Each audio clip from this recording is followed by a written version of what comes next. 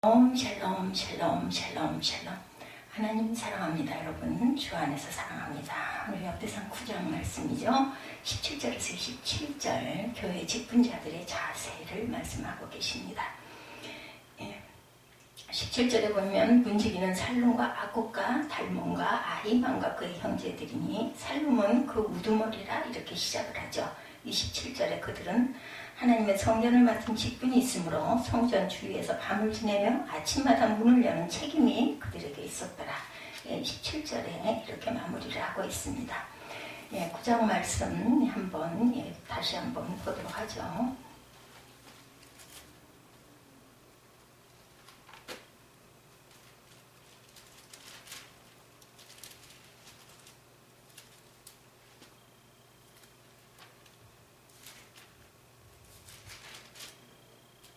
말씀 다시 봅니다. 44절까지 중에서 27절까지 말씀입니다.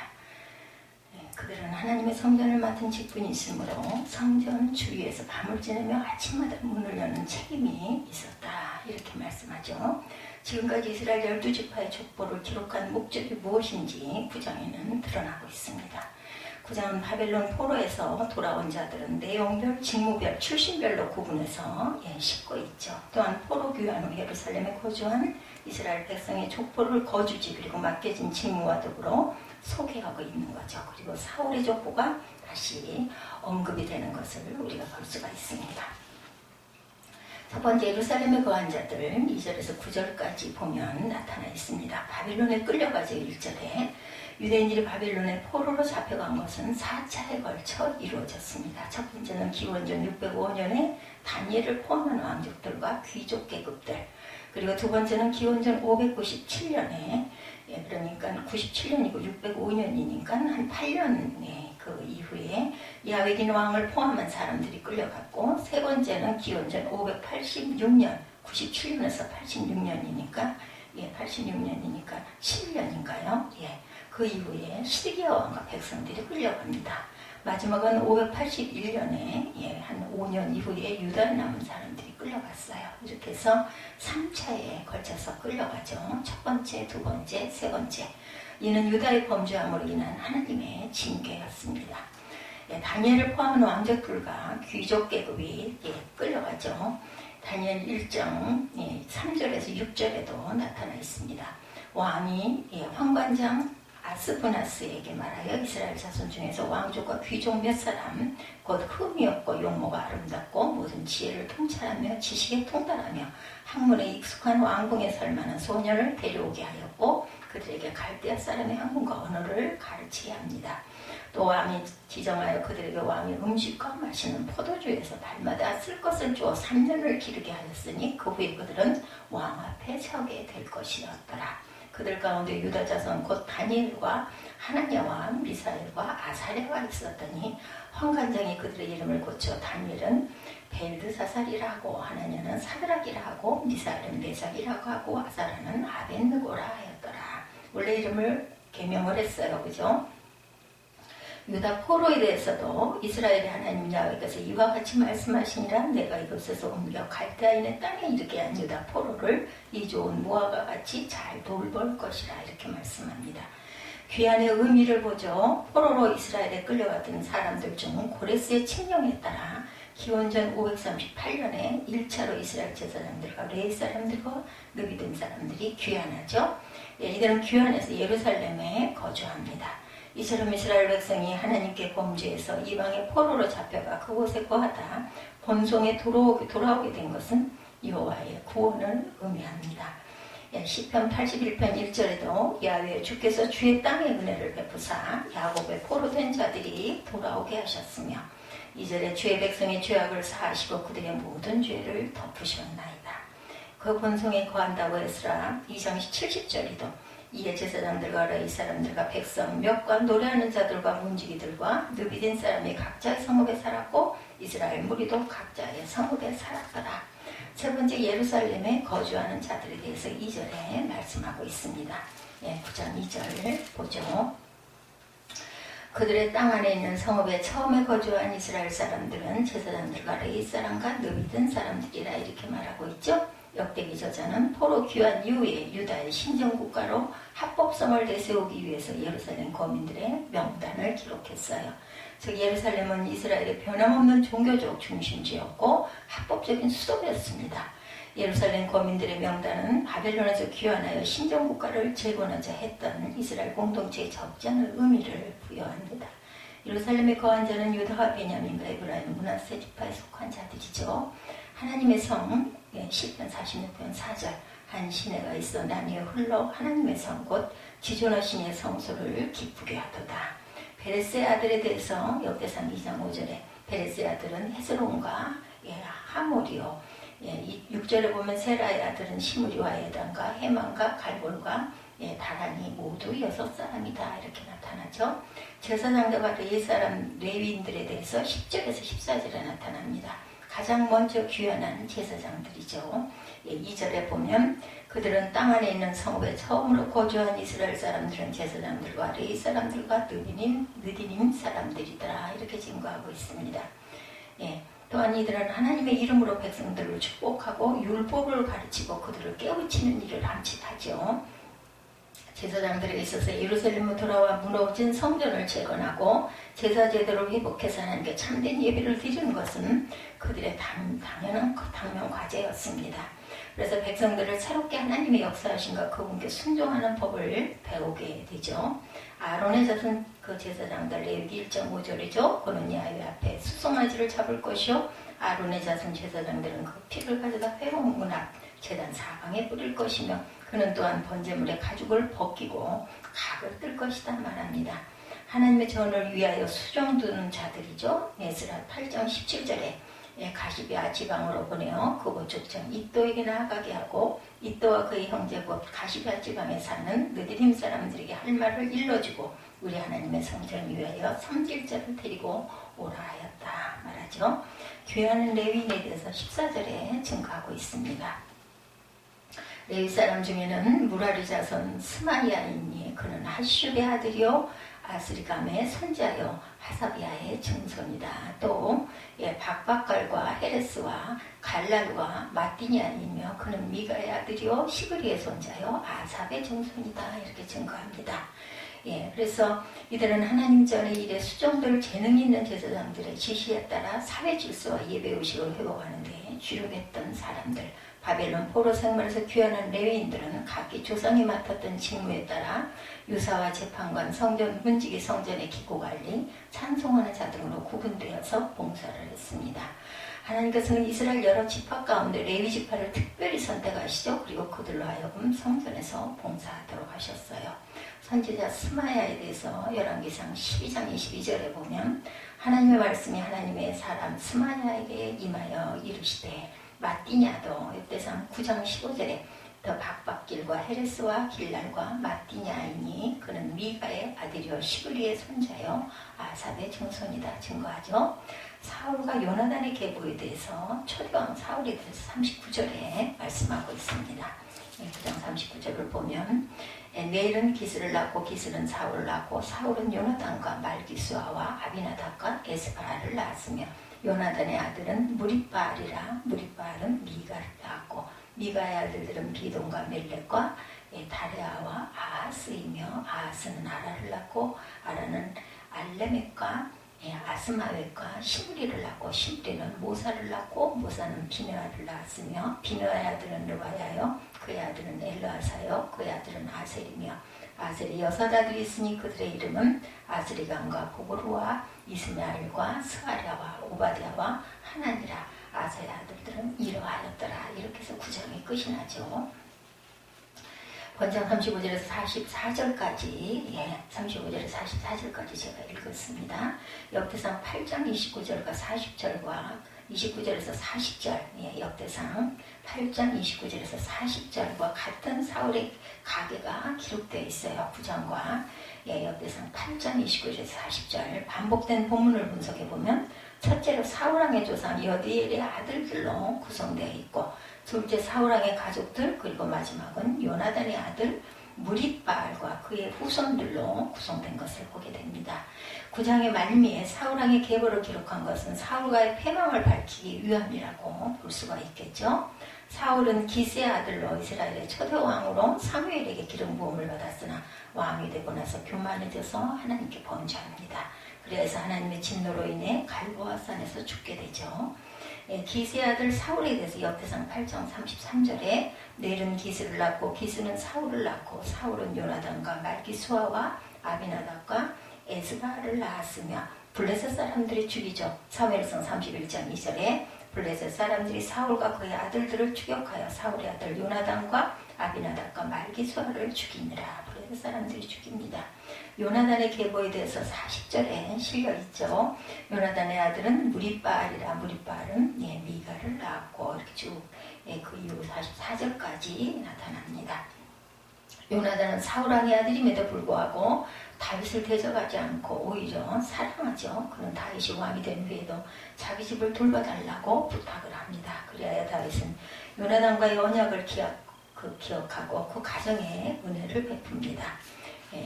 이에 요나단의 아들 무리바알을 통해 많은 자손들이 퍼지고 번창하게 되죠.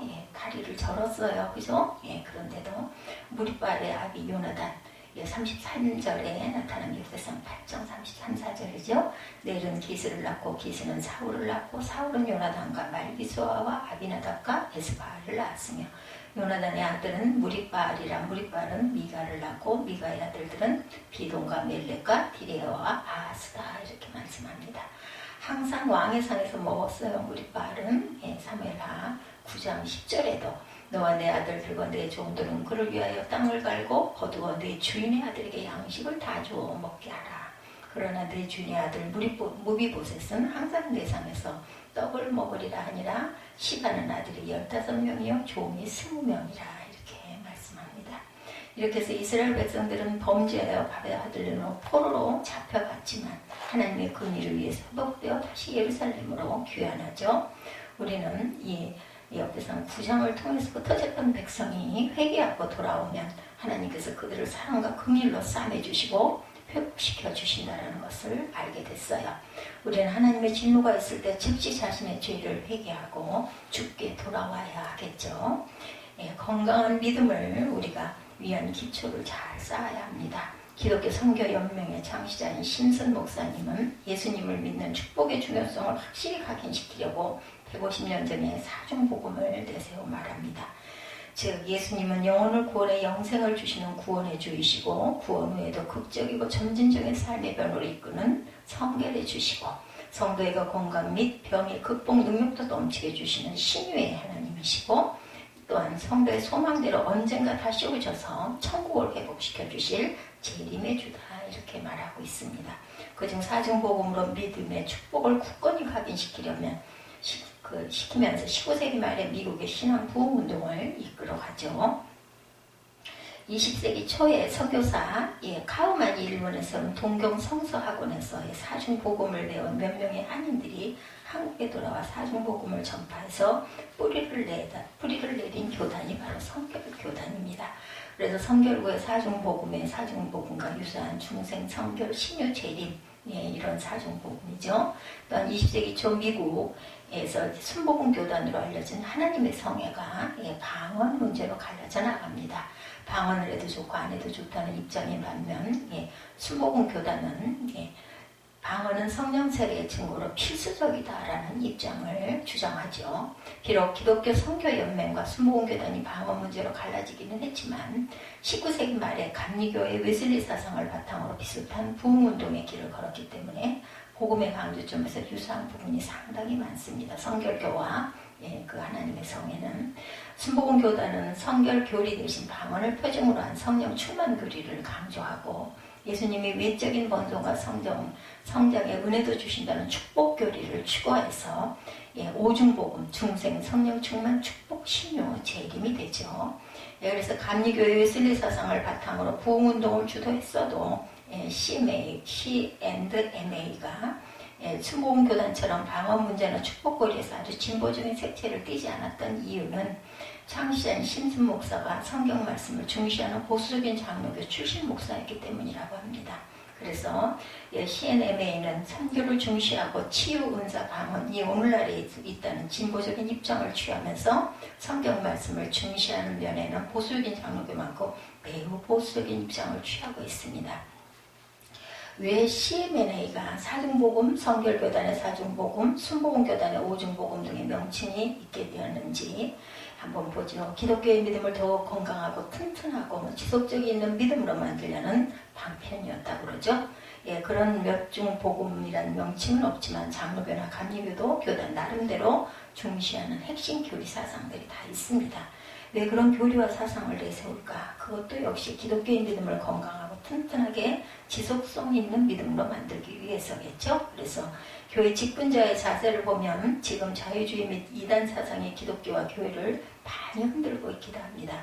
그럴수록 기독교는 기초 사상의 뿌리가 튼튼해야 되고 교회도 기초 뿌리가 튼튼해야 되겠죠. 교회를 건강하고 튼튼하고 지속성 있게 만들려면 가장 중요한 것은 건강한 복음입니다. 또한 건강한 비전, 건강한 리더, 건강한 성도도 필요하겠죠. 그 사중 기초가 4개 중에 굳건할 때 교회는 건강해집니다. 성도들이 건강한 교회 생활을 하기 위해서 기초가 굳건해야 하고 어떤 기초가 필요할까? 우리가 많이 있겠지만 주일 성수, 성도의 교제, 선교 마인드, 교회 봉사 이런 것들이겠죠.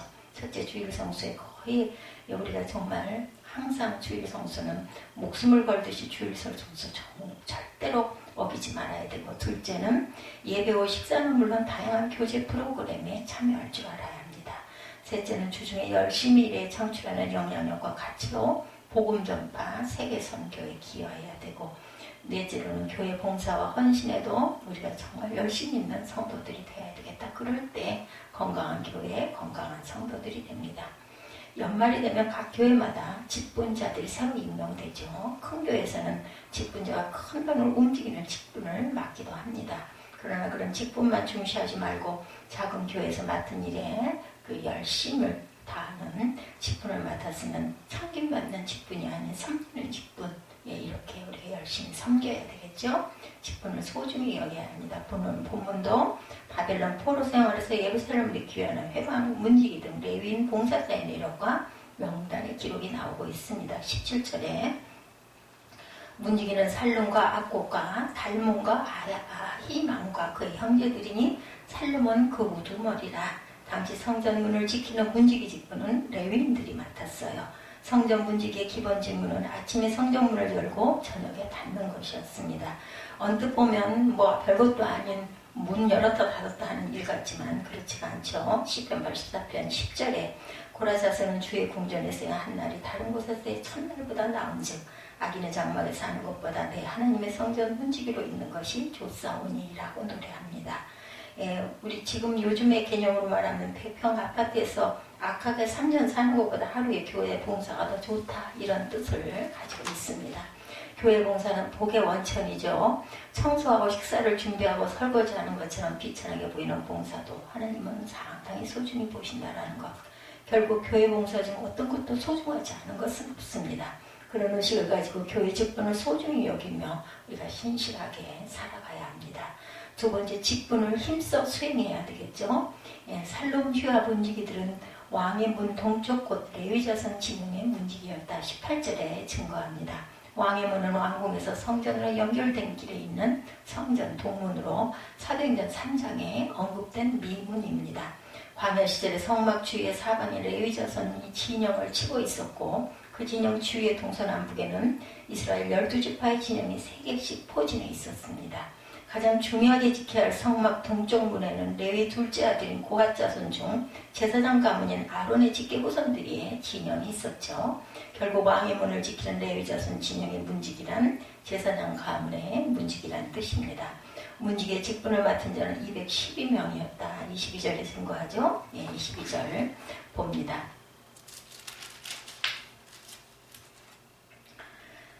택감을 입어 문지기가 된 자는 모두 212명이니 212명이라죠. 그는 그들의 마을에서 그들의 계보대로 계수된 자요, 다윗과 선견자 사무엘이 전에 세워서 이 직분을 맡긴 자라. 그들과 그들의 자손이 그 순찰을 쫓아 야훼 성전 곧 성막 문을 지켰는데 이 문지기가 동서남북 사방에 섰고 그들의 마을에 있는 형제들은 이래마다 와서 그들과 함께 있으니 이는 문지기의 우두머리든 레위 사람 넷이 중요한 직분을 맡아 하나님의 성전 모든 방과 곳간을 지켰습니다.